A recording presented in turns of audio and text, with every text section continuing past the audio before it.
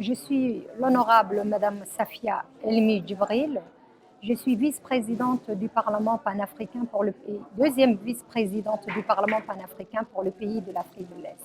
Les deux problématiques essentielles que nous avons pu aborder durant ces 2 jours, on avait axé sur le mariage précoce et sur l'élimination et l'abandon total des mutilations génitales féminines chez nos petites filles. Parce que ce protocole nous permet de nous donner notre plein pouvoir, le pouvoir législatif dont nous avons besoin pour pouvoir mener à bien toutes les actions que nous sommes en train d'entreprendre. Le deuxième point essentiel, c'est le protocole de Maputo.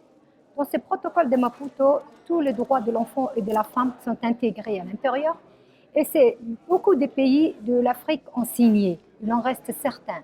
Donc, pour pouvoir lutter contre ces fléaux, contre ces deux fléaux, je veux dire, il faut que l'ensemble de nos pays, au niveau de la région, puissent signer, ratifier et envoyer ce protocole de Malabo qui est essentiel pour nos actions.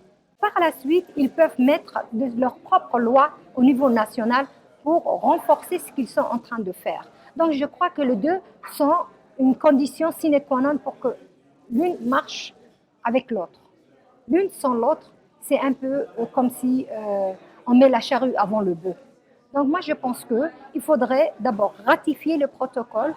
À partir de là, vont découler les lois au niveau national. Le Parlement panafricain propose deux choses essentielles aux pays de notre continent. C'est de ratifier d'abord le protocole.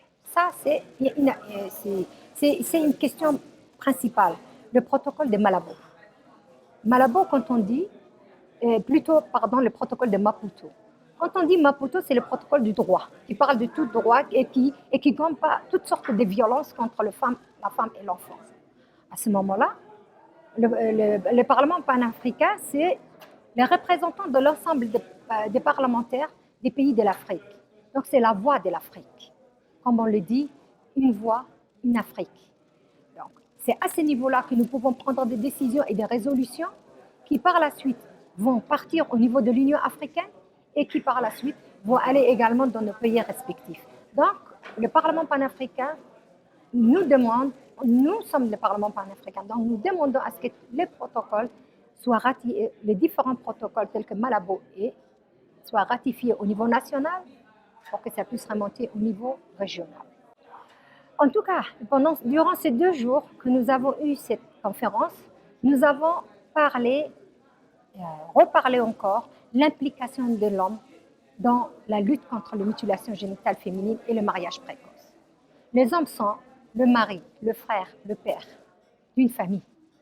Alors si eux ne s'impliquent pas, et en particulier les hommes parlementaires, si eux ne s'impliquent pas, rien ne pourra se faire. Les femmes à elles seules ne pourront pas arriver à bout.